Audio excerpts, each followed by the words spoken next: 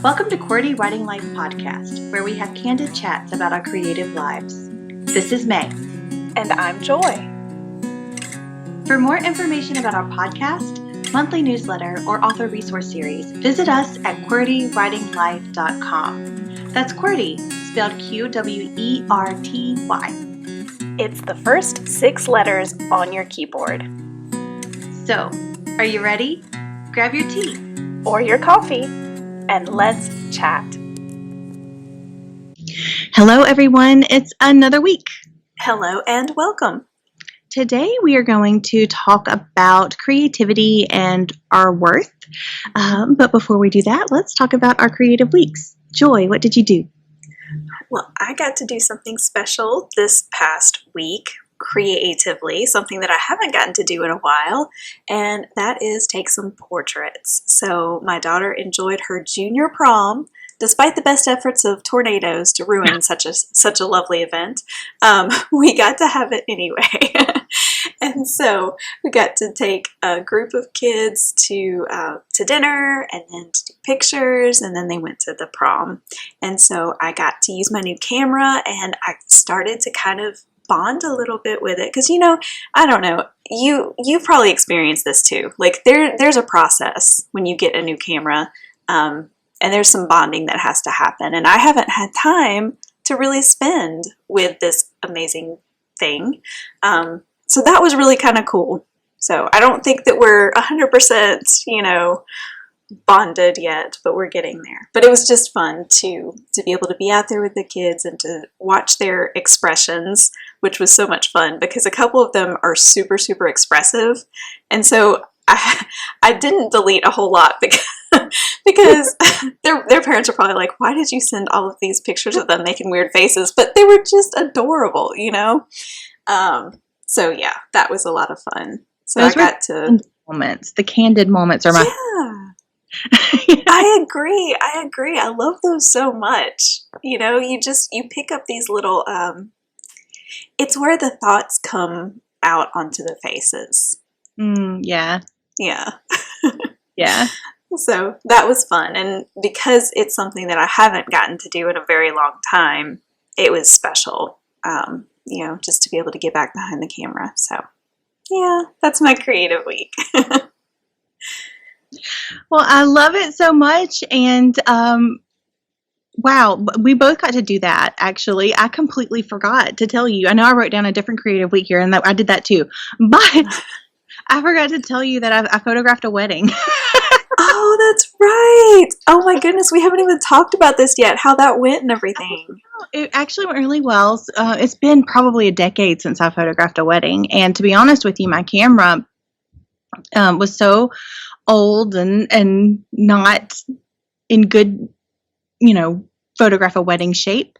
So the person that I did it for, and I just did it because she asked me to, and I, didn't get paid for it or anything like that. But the girl who I did it for was actually somebody that I did photography with. Like, we had a little photography business together in college, so we were trying to make some money and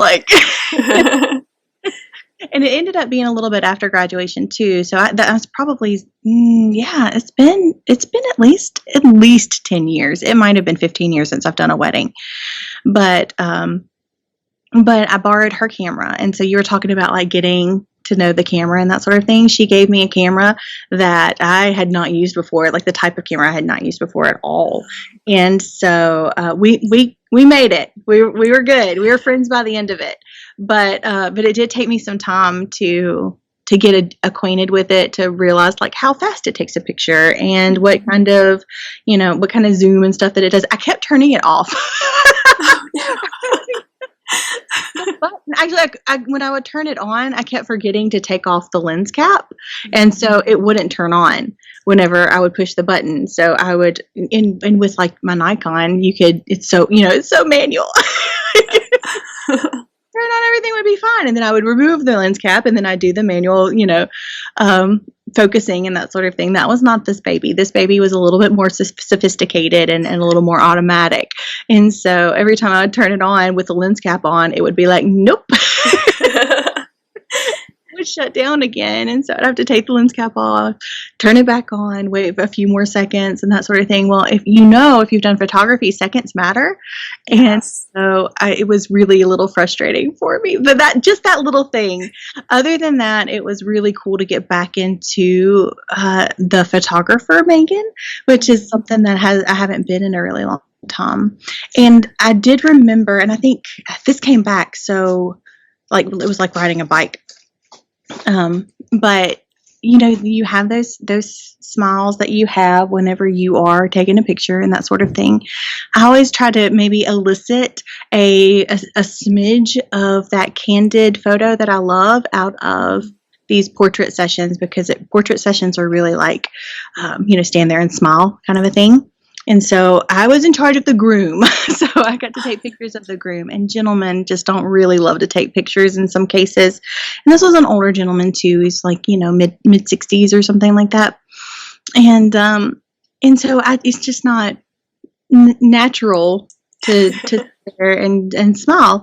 And so I started asking him a question about his lovely bride, and like just a question after question. And he would just kind of get like giddy and stuff like that. And then those were the smiles that we would get. So I'd be able to click that button whenever he would talk about when she said yes and that sort of thing. And then we got some genuineness in those photos. And I was pretty proud about that. And the same with family photos, because they're like the paperwork of photography for wedding photographers. And so you just pile everybody in together, and and they kind of are cookie cutter. You just want to make sure that you get them right. And so I would, say things like, well, who's the bad sibling and that sort of thing. And people would start laughing. You'd be able to get those where they've got some genuineness to them. Yeah, but it was a lot. My sweet sister came with me and was my gopher, I guess. Is that what you call them? Yeah.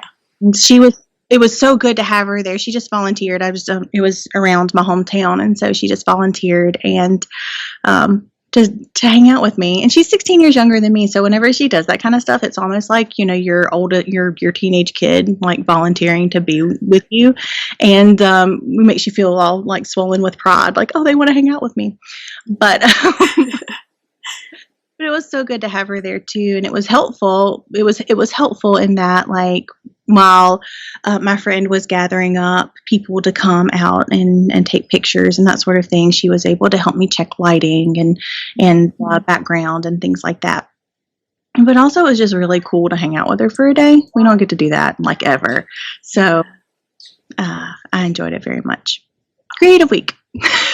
That's so special. That really is. And I just love the stories of how you pull out people's genuine feelings and emotions. Like, that's just so much fun.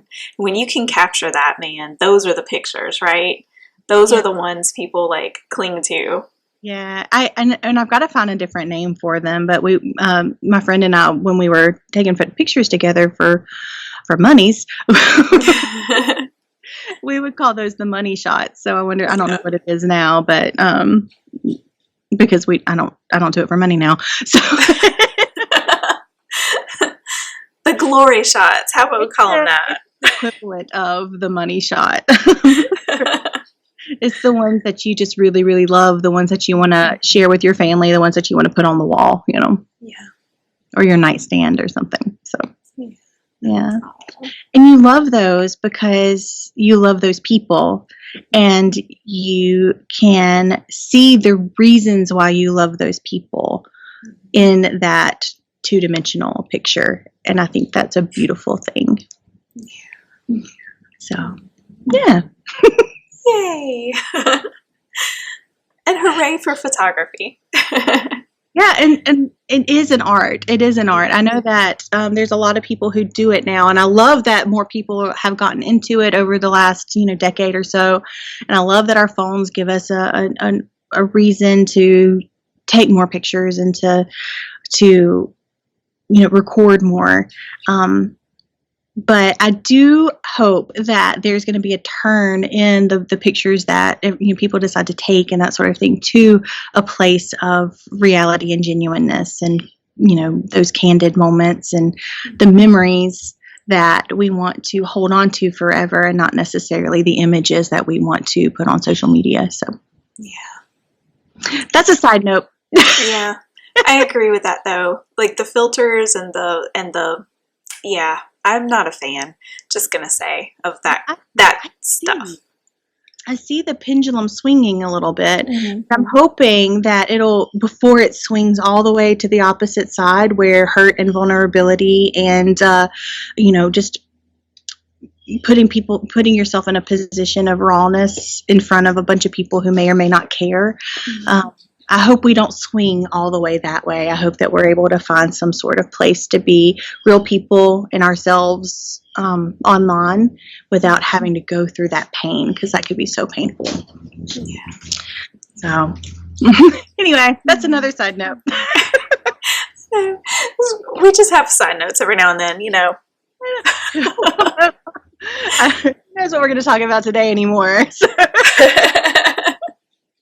Well, I'm very excited about today's topic because we have decided to do something a little bit different, something that we haven't done yet in our 5 seasons. And we kind of at least I was a little bit surprised that we hadn't thought about it before, or at least I hadn't thought about it before. And so it just feels very perfect. We are going to actually have interviews with each other. So I get to interview May today, and I'm pretty stoked about that.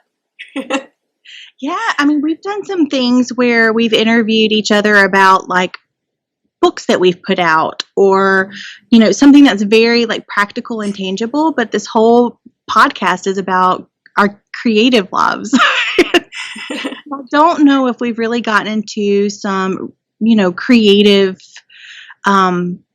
processes or creative specific things. So this is going to be more along those lines instead of like Megan put out a poetry book, so we're going to interview her as a poet, which happened. There's an episode somewhere about that. But this is more along the lines of like creativity and with specific topics that are on our hearts, joys in our heart. So that's the next 2 episodes. Yeah, we hope that you guys will tune in for both because they're going to be amazing, and I'm super excited. So yes. All right. So May's topic, we're going to be talking about, like she said, our worth and creativity and how those kind of come together. So I figured let's start at kind of I guess like a foundational question, maybe, to kind of get into this. And that is, what is worth and how would you define it? Right. So that's probably, like, you can open the dictionary and you can find, 10 different definitions of what worth is. And so for this particular thing, I kind of want to think about it like our value or our importance. And yeah, I think that's kind of where I'm going to stick with as far as the definition of worth. Did I answer the question? What was the question? Yes. How would you define it? Well, this is a lot more nerve-wracking than you would expect it to be. We've done podcast episodes for like 5 years, but this is like a Megan, like here's how a May episode, and that's a little nerve-wracking. Okay. Oh, it's all good. Yeah, we're just chatting. You and me, we're chatting. Here we are. So moving on to the next question, do you think our view of worth, specifically in regards to when we talk about our worth, Mm-hmm. Do you think that relates to our creativity? And if so, how? Yeah, 1,000%. Mm-hmm. I used to think, in fact, if you look at like season 1, I will have even like expressed this in like season 1. But I used to think that we had like boxes, and that we had our like professional box and our creative box and our publishing box and all of these things, career, parenting, all of that stuff. And we had these boxes, and I used to think that I had these boxes all lined up, and then I could leave the lids off of these boxes, and that the essence of me would just like overflow and like like mist or something. And then May mist. But in end up in all of these boxes.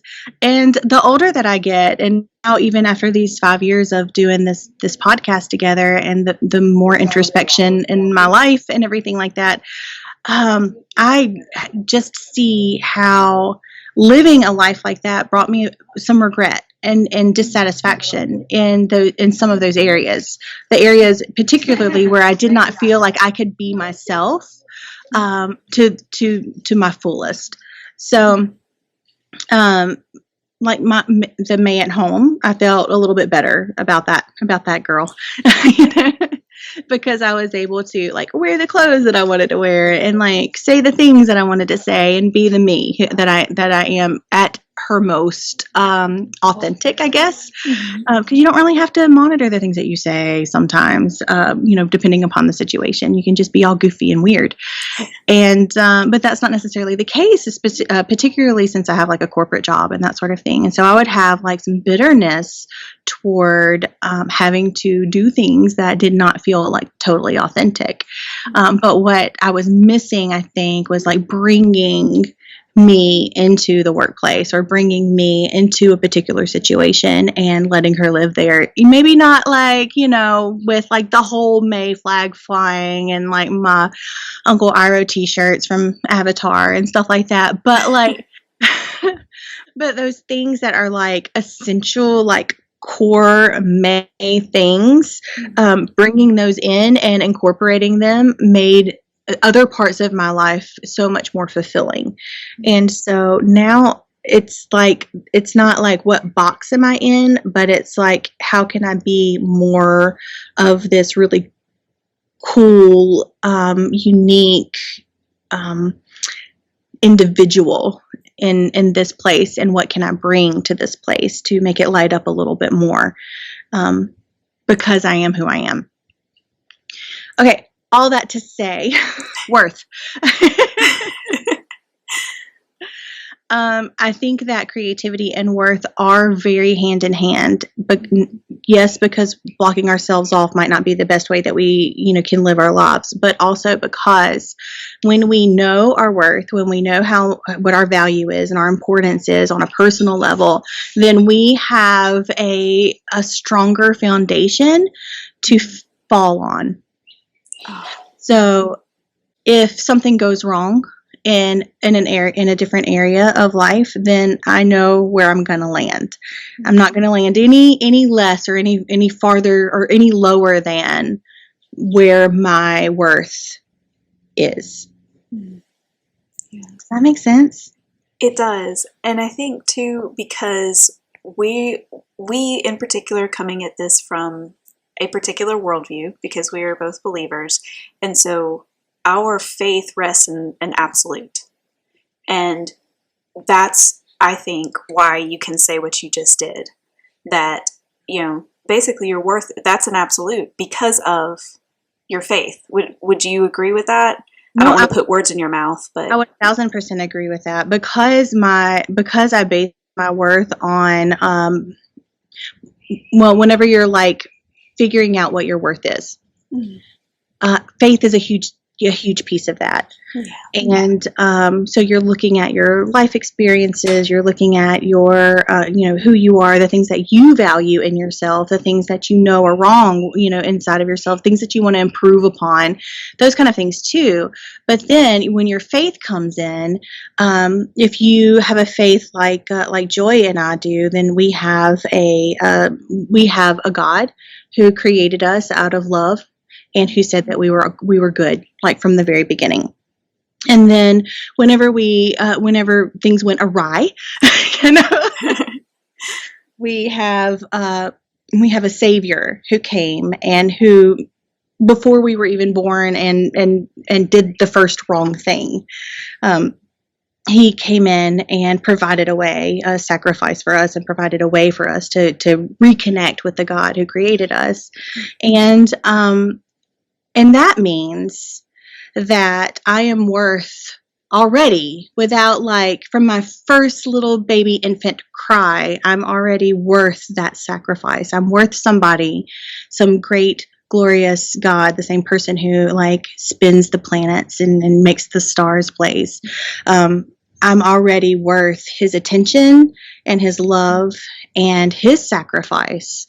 Um, and that's a lot of importance, right? To kind of start with. You know? And then and faith comes in too, because we have the Bible, and in the Bible it says that that Jesus would leave the 99 in order to find the one. And so we are not only just important in that sacrifice, but we're also important to that same God to pursue and to find in the shadows and to locate and to offer that salvation on a very personal, like, here's your invitation, kind of way. And you got to decide if you're going to go to the party, so yeah, so I'm worth the sacrifice that was given, and then I'm also worth that pursuit to have a relationship with, like, God wants to know me. He wants to hear my stupid jokes. And all of those things, like all of that uness and uniqueness and everything, like that was all by design. And so trying to keep those things into like little boxes and stuff like that does diminish, it does diminish who I am, and also the pleasure of sharing that with those around me, and also, my God. So when we're talking about worth and creativity, if you have a really, really firm foundation, like if you know what your worth is, and if it is something of importance, then you're going to have a soft landing whenever you do make mistakes. And creativity is all about trial and error. Life is all about trial and error. But like we're talking specifically about creativity here.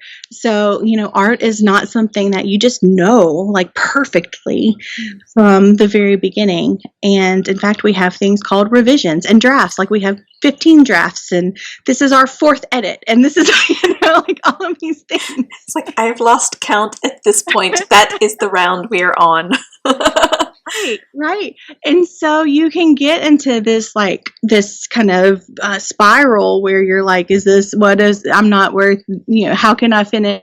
And is this even worth it? Am I even worth it? Was I really called to make things? Why does this fulfill me? And yet this is so painful. All of these things.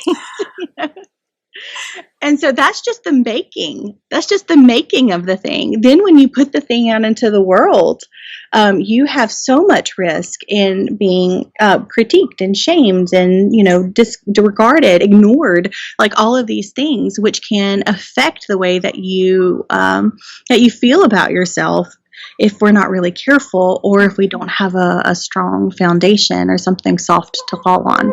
So that's how they kind of correlate, I think. I don't think you're quite as brave in your art. I don't think that you take as many risks in your art. And I think that you're far less likely to continue or finish if you don't know your worth.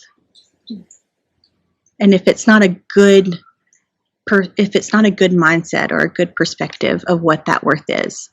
Because you could decide that your worth is not what I've decided my worth is.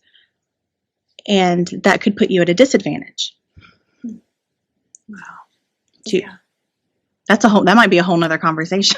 I know. That was good. That's something I feel like needs to sink in for a minute. So you might want to go back and listen to that again. Those of you who are able to repeat it right now. That would be fantastic. So when it comes to understanding our worth, okay, so because I feel like this is something that, and correct me if I'm wrong, but this is something that you are actively thinking through. And I think we'll get to this at some point where this might be ongoing. Like that is a disclaimer at the very beginning. Like, this is something that I have been pondering in my heart and my soul and my mind for a good while. I was actually reflecting on some things that I had just written down, like some thoughts and reflections I'd written down, and it's been months and months that I've been just thinking and having introspective thoughts about. So I've not figured it out 100% yet, guys. So this is us doing this together, okay? And yeah, and we're going to come back to that, how like I think that this is not a one and done situation. I think we're going to agree on that in a few minutes, but like yeah, so this is an ongoing thing. So as you're thinking through this, when it comes to understanding, your worth, what is that? What questions do you think we need to ask ourselves? What questions have you been asking yourself? Well, I really asked two questions, and it might vary between, if one of the questions doesn't like fulfill you or something like that, of course you're going to have questions that just come out of the woodwork whenever you're thinking about this. But when I was trying to figure out, like, what am I worth? Like, what is my worth? The first question that came to mind was, well, who am I? Like, it was almost like I have to identify who I am in order to figure out what I can contribute, if that makes sense. And I can tell you that thought process here in a second. But so I literally was just like taking notes and trying to figure some things out. And some of the things that I wrote whenever I was like trying to figure out who I am, it really was cool because the things that I was writing down just kind of filtered into my tagline for my author website. So and that was writer of truth and whimsy. So so I'm really, really whimsical. Like, I call it mundane magic. I don't know. I don't know if anybody else. So I have like, my whole little world inside of here, and I have like definitions of things that I can't understand. And that's basically what mundane magic is. If there's like some sort of scientific process or something like that, or technology process or something that just I cannot understand in my little wee mind, and it seems magical, then it's like mundane magic. Somebody out there knows exactly how this works, but Megan doesn't. So and I love that because it brings a little bit of the whimsical into my everyday life. Mm-hmm. And so like the mundane magic stuff, but also I feel like I'm always in a pursuit of truth. And so that is a huge part of me as well. And my tagline forever, since I started writing, really, since my very first website and all that kind of stuff, has been writer of truth and whimsy. Mm-hmm. And it's so cool to see how I'm still that, like, I'm still whimsical, and I'm still in love with truth. So, and being able to make stories that are in that vein too, whether it's poetry or photography or prose or whatever it is, it kind of falls into one of those two categories and sometimes marries the two. So, who am I? And then my next question was, what do I believe? And so we kind of already talked about that. So I'm a Christian. I believe in God, and I believe in Jesus Christ. And so I was able to take that belief and kind of narrow it down as to, like, what is it about it that makes me be able to fill in the gaps or answer the question, what am I worth? And I kind of stopped there because that was so powerful for me. And I'm sure that there will be questions and concerns and things like that might come up later. But so if you're a believer, then you might kind of feel the same way. Like, that might be where it stops. If you're not a believer, then you might have other things that you need to go through in order to figure out, like, what how you feel about yourself and your worth and that sort of thing. But that's kind of where I stopped. Yeah.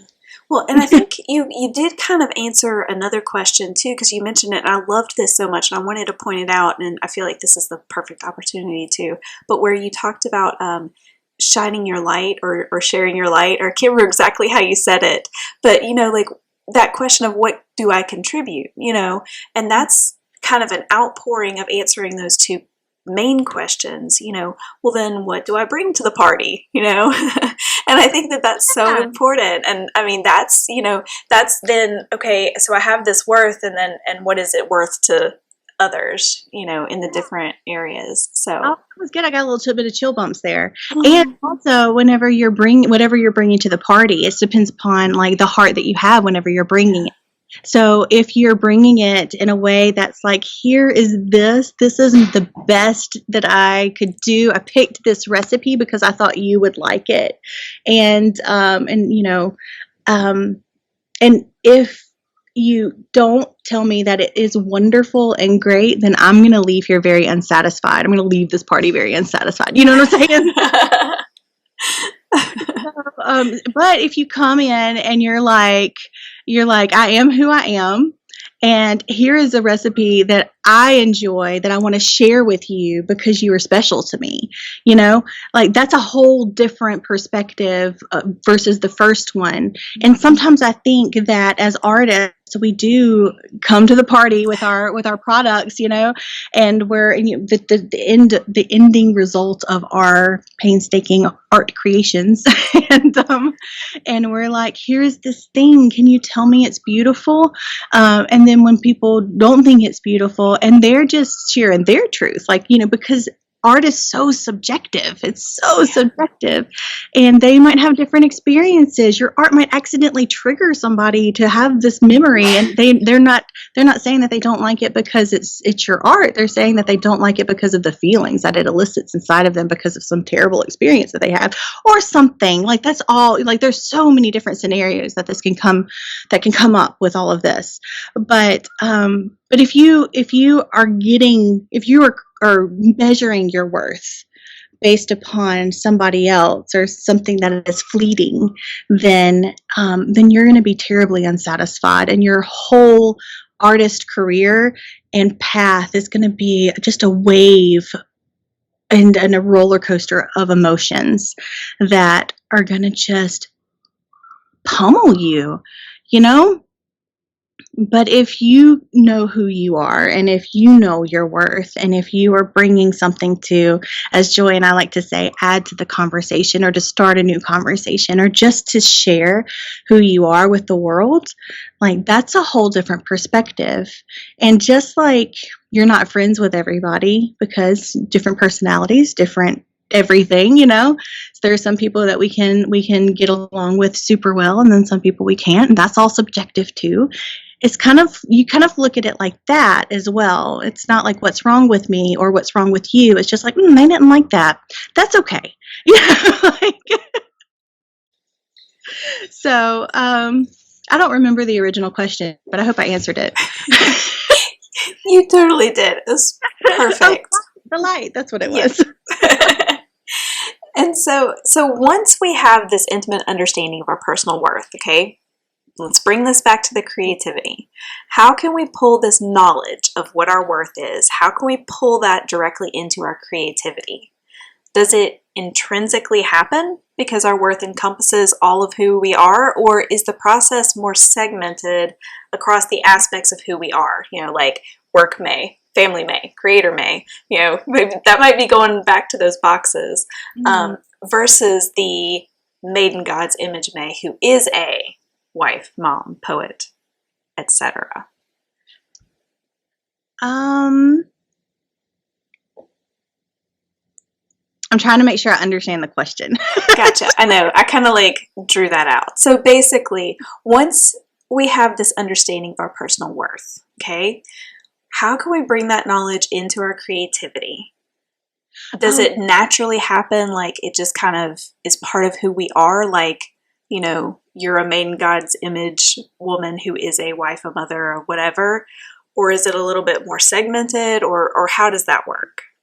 Right. I think that we can do it in two different ways.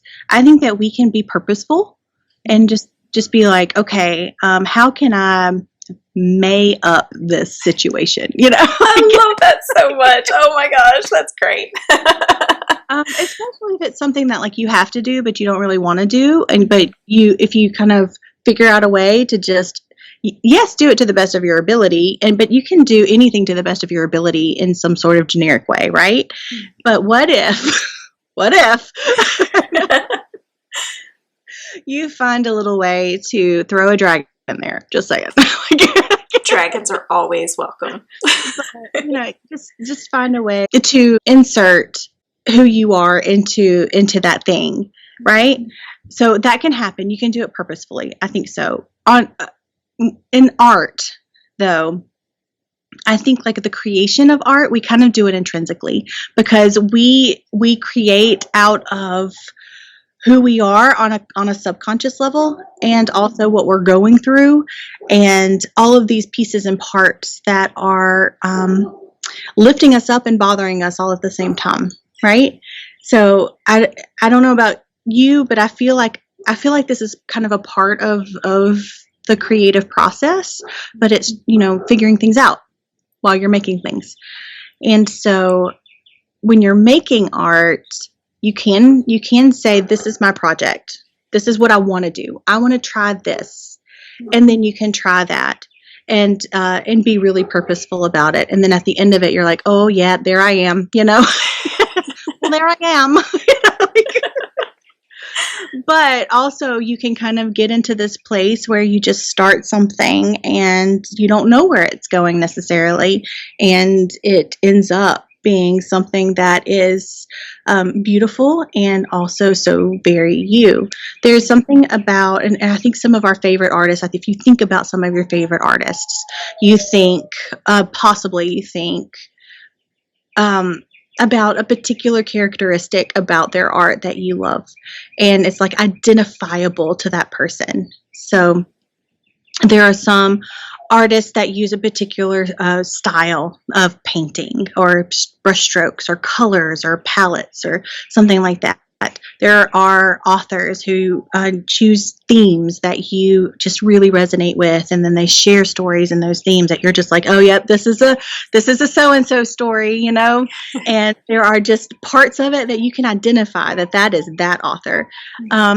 And it might not even be in the same genre or anything like that, but they use metaphors a particular way, or they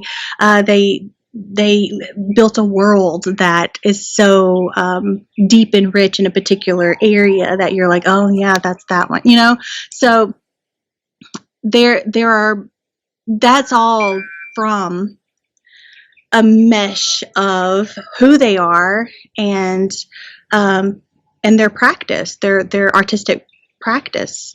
Mm-hmm. So, and that's what they share with the world, but it's all a part of who they are. And I think that we do that too. That any person who creates does that too. Whatever you create, no matter what you're trying or whatever you're doing, like it has you in it, and it can have insecurity, and it can have blemishes, and it can have and it can have anxiety or depression or something in there too.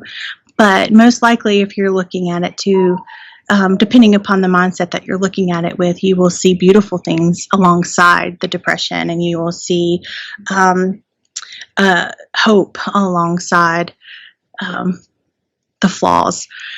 And yeah, and so you'll be able to see that inside of yourself too, if you're making things and you're not sure what you're thinking or feeling. Well, and too, like you're saying here, those blemishes, those flaws, those things that we struggle with, like that's not wrapped up in, that doesn't dictate whether or not we're worthy, right? Or whether we have worth. Yeah. That's just us being human, right? And so bringing those things and bringing those vulnerable parts of ourselves into these different parts of our life to share with others, bringing it to the party, so to speak. Like that's kind of part of being human and being in community and being, a person with other people. Yeah. Too. Yeah, I 1000% agree. My husband hates it when I say 1000% because nothing can be 1000%. It's 100%. So math. But again, Lindsay. So yes, I agree with you there. And here's something that this is something that I think too. Like if you are scared or if you don't put those human things inside of your art, there's a very good chance that it will not resonate with a human audience, because we're always looking for that community, whether we know it or not. We're looking for something that has something in common with ourselves. And we know that we're flawed, and we know that we're blemished, and we know where we are strong and where we thrive. So if we find a piece of art that resembles or has the same kind of emotional message as what we're feeling right now, we're like, oh, I love it. I'm its biggest fan, you know? And it's that I'm not alone feeling that's so important. Yes, it is. Yeah. I'm not alone feeling. Absolutely. And we have this cliche for a reason. It's art imitates life, right? Mm-hmm. So life is not perfect. Life is not a filtered picture. It's not. It's so much more. And we tend to look at things that are not perfect or or commonly beautiful as things that aren't worthy, but or maybe not aren't worthy. Maybe it's just not worth spending our time on or our focus, because we don't want to be those things. We want to be the perfect picture. And it's just not, it just doesn't resonate. Yeah. It just doesn't resonate. It's like those filters that we were mentioning earlier. Yeah. That's where I was going with it. I was like, it's not that perfect. You know, life isn't that perfect thing. If we see another picture, how many pictures do you scroll through now when don't even like pay attention to whenever you can tell that it's heavily filtered? It's like, that's real, you know? Yeah. She does not look like that in real life. Just saying. Like even like the sunset that's been filtered so much that it has like neon. Well, neon is actually in a sunset, so that's a bad example. But you can tell things that have been doctored past the exactly. Yeah. And you just keep scrolling because it's not real. I think we're all searching for something real. Yeah, I would agree with that. In our art and in our lives. So yeah. So, and we kind of, I mentioned earlier we were going to talk about this. So I'm going to ask you, would you say that this process of recognizing and articulating our worth is a one and done task? Or do you think remembering our worth is an ongoing process? I think, okay, and again, I'm coming from this as somebody who believes in Jesus Christ. Mm-hmm. I think that identifying my worth is likely a one and done thing. Like being able to say that this is who I am and this is what I believe is a one and done thing. I don't believe that I can lose that worth. Mm-hmm. I do believe that I can be blinded from it. And remembering who I am and what I believe and what my worth is a challenge for me. Yeah. What are some helpful things though for you in that? Like, what are some helpful reminders, maybe? Yeah. Okay. So a couple helpful reminders are like practical things that you can do, or like, yes, both. Yes. And if there's something like, are there any things that you have experienced or thought about, or that's kind of brought this to mind or reminded you, or just, yeah. Yeah. Okay. So yes. Yes, the answer is yes. So there's a few things. I think that being able to identify what it feels like whenever you're losing your way. So that's going to be different for everybody. Yeah. So just being able to, because it is something that we have, for particularly me, and I can only speak from my experience, but my experience is that I tend to lose my way. And when I lose my way, there are certain things that happen repetitively, like in a pattern, that like now I can kind of start recognizing a pattern, and I can be like, whoa, let's get back over here. And then there are steps that I can, some things that I can do in order to get back on the path of being able to recognize who I am and what my worth is, and being able to live a competent, confident life. But insecurity tends to be one of those things. When I start feeling super insecure, when I start judging other people, that's a trigger for me. It's a trigger for me for a couple of different things. First of all, I've lost who I am because I'm judging other people, and I'm trying to figure out who they are, and like truly. And that is like, oh, but if I was sure about me, then it doesn't matter about them. So that's a trigger for a couple of different things, but particularly like I've lost my vision. I've forgotten about my worth, and other people's worth too. So if you have a vision of what, if you have an idea about what your worth is, this is a new brainstormy thing. So this might come out really wretched. But whenever you know what your worth is, then you kind of have an idea about at least a starting point for other people's worth based upon your definitions. Now, that doesn't mean that you get to make like a bullet point list of what other people's worth is. That's not what I mean here. But it does give you a view of how you treat other people and what you view of what your view of other human beings are, like on a granular base level. So again, for me, since I am a believer, I know that from my perspective and my belief that all humans, like every human, no matter what your color, your creed is, anything like that, like God made you and God said you're good. And also Jesus has already died for you. So your worth is my worth too.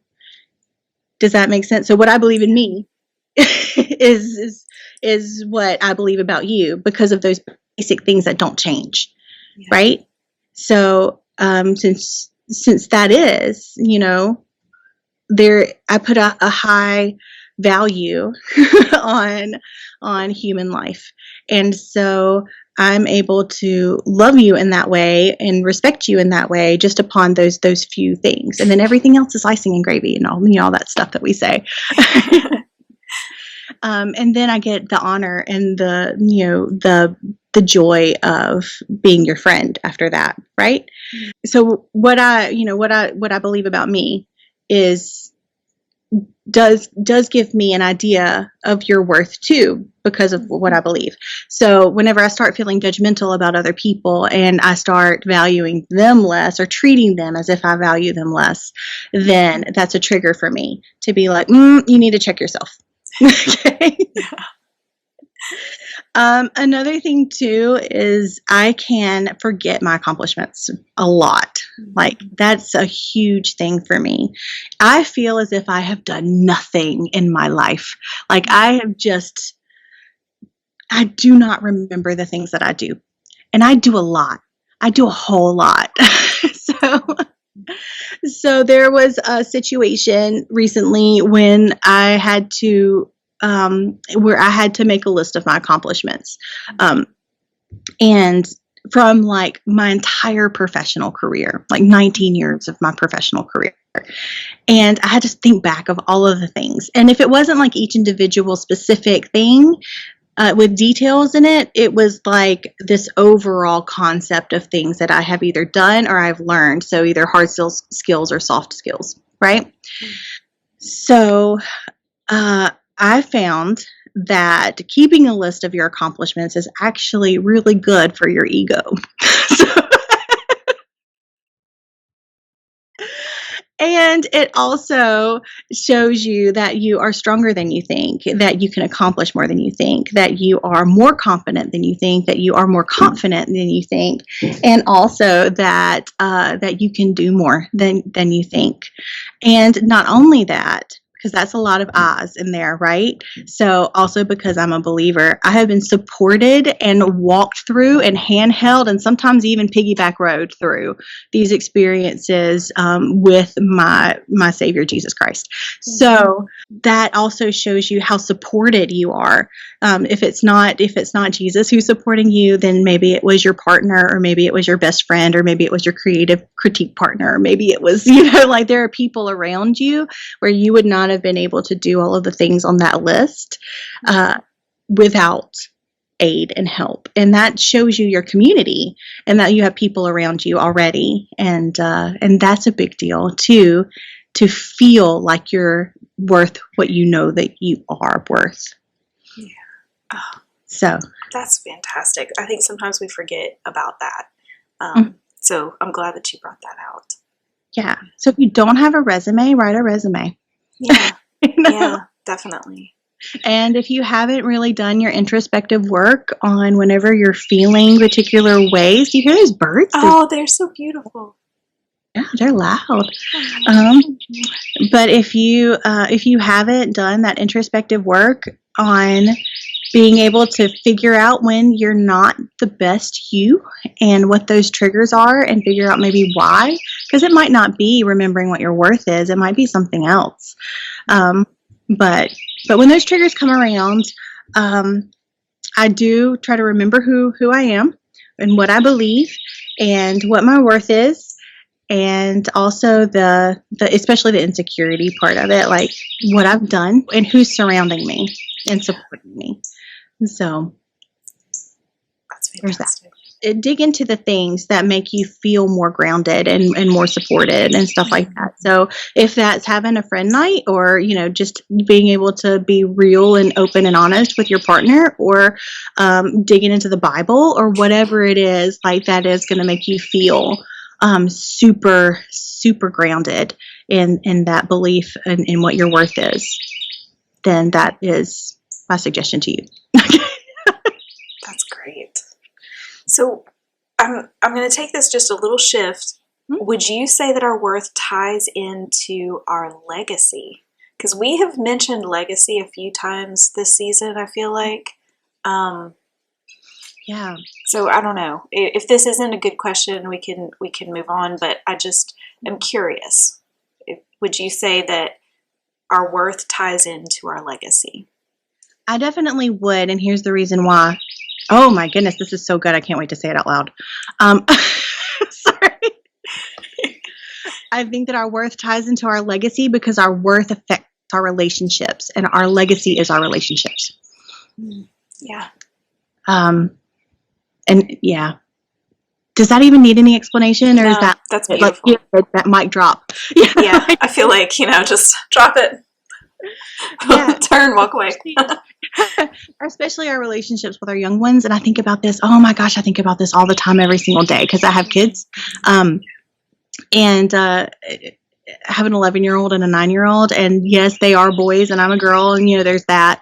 But I just think, wow, if I would have figured out this whole identity and worth thing when I was young, like what would my life be like? Like what struggles would I have not had to have even faced if I would have just really dug in deep to who I am, like my identity and my worth and my fundamental standards and all. If I'd have known who I am on a really base level, what would I not have to go through? And I think about that, and I parent in that way. And I also interact with a lot of young people. Like it's part of my career. It's part of my volunteer work. It's like I interact with a lot of young people. And so when I get a chance, not everything is about this, right? But when I get a chance to be able to instill that message into them so that they can start thinking about it early, so that they can start doing the introspective work, so that they can decide what they believe, and so they can decide what they like and who they are, find their mundane magic. If they might not even like mundane magic, that just might be a thing for me, but to know that they do or do not like mundane magic, that sort of thing. Like we are in such a place when we don't know those things about ourselves to be influenced in other directions, and to be and to have passions impressed upon us instead of knowing what our passions are. And I think that's a big deal. I think it's a really, really big deal. And that's a whole nother conversation too. But when you're talking about legacy, and your worth and your art and all of that stuff, you tend to make things that address the things that you're thinking about and that you value, and that contributes to your legacy, but also your relationships, and with younger people particularly, but even like learning from older people, and your peers, and how you affect your peer. And even though that might not, even though you might pass away at the same time or something like that, they've affected somebody that's younger based upon what your relationship has affected them on. It's like this beautiful branched out tree that, it's not just the trunk of the tree. It's all of these branches and all of these twigs and all of these things that you have an effect on. I love that imagery right there. And I love trees, so that really speaks to me. So thank you. You know that about yourself. Yes, I do know that about myself. All right. Well, I have one more question that I'm going to kind of wrap us up with here. And your answer to this could come from your process of sifting through this concept that we've been talking about. It could come from your preparation for this interview, or it could be a bit of both. So, what has been the most surprising epiphany that you've had in regards to this topic of worth? The thing that has surprised me the most, and I did not identify this until you just asked that question, so thank you for that. Woohoo! I'm surprised that it's not more complicated. I'm really surprised that it's simple, and I have this tendency to overcomplicate everything, and maybe that's one reason why this has not come to me easily, because it felt so simple. And this another reason why I love doing our podcast and these interviews and things like that, because it makes me drill down into things that I want to share with an audience that's real and candid, and it makes me put words to things. And so with that question, I will say that it seems like such a big thing as personal worth should be super complicated and take just an extreme amount of pages instead of 2 questions. Now I'll tell you, my notes on those 2 questions were not, we're not small. But whenever you have to think about something, when you give yourself a bit of a time limit too, so if you are doing this and you are looking at those 2 questions, and maybe you have more that is going to encompass whatever you feel it needs to encompass. But if you put a time limit on that and just kind of give yourself a chance to just free write and free think on it, you can even you don't even have to do like sentences on line paper. You could do a bubble map. You could do, you can do all kinds of things, and it does not have to look a particular way. But as you were thinking about that, it just seemed, don't try to overcomplicate it. Like, start simple, and then if it gets more complicated, that's cool. But it might just end right there with those 2 questions. And then as you're reminding yourself and as you're thinking about it over years and years and years, that might change a little bit, but you'll have the foundation, which is really quite simple. Those 2 kind of questions there. So yeah, I'm surprised so many times about how things that are so important and vital to us to have a good life is just really simple. Like salvation. Like salvation. Yeah. Life salvation. And I don't know, like just health, I guess, in some cases. Yeah. And spending time with your family, like just it's kind of a choice. It's a yes or no thing. It was just kind of simple in some cases. Yeah. I don't know, maybe this is kind of getting off the rails, but back to your question though, like as far as like just thinking about worth and how it relates to creativity and to life, it just is it's not more complicated than holding true to who you are and what you believe. I am ready for you, if you will, to send us off with a QWERTY challenge. Ooh! Yeah, I will. I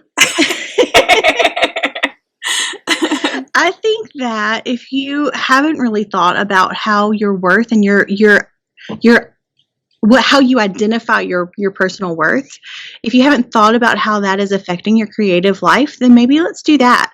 Let's just do some like journaling or something to see if you know what your worth is and or what you currently have as or that you're holding to for your worth.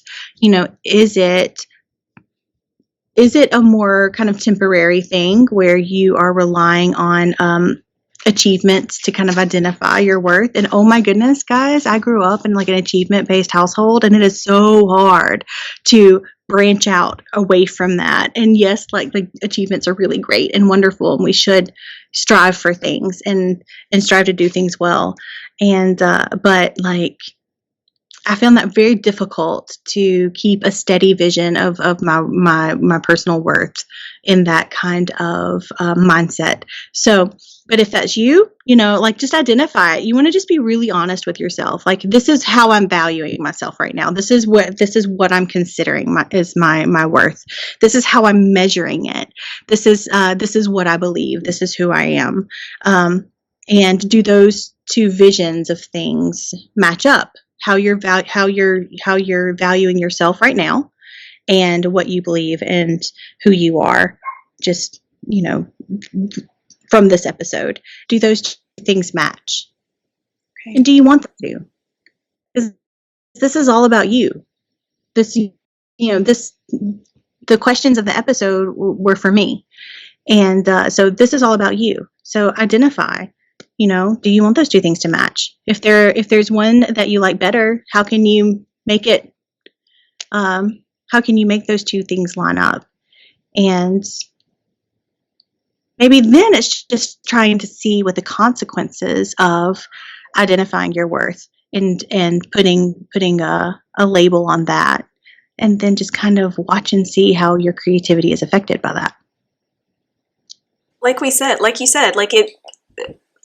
it's going to differ for every person. Like every person's going to be different when you're talking about topics like this that are so personal, that are, that are all about you.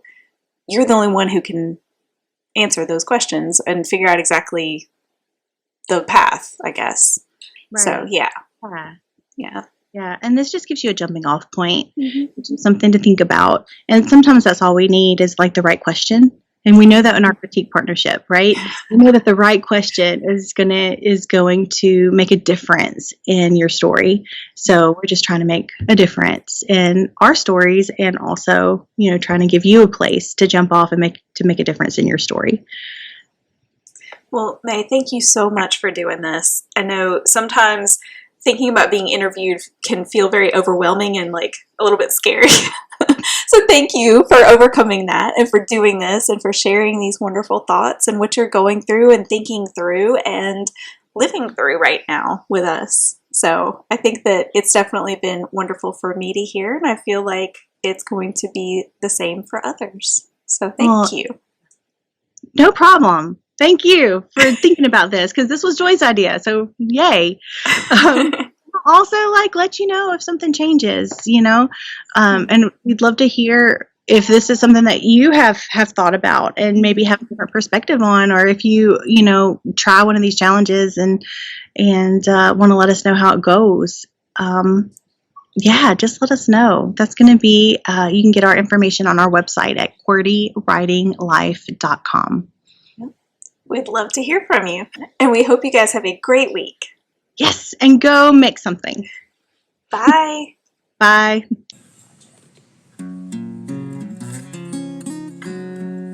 Thanks for tuning in. We hope this episode encouraged you. Like all creatives, we thrive on consumer recommendations. So please consider leaving us a review and sharing our podcast with your creative friends. If you'd like to continue this conversation, visit us on our website at QWERTYWritingLife.com or on Instagram at QWERTYWritingLife.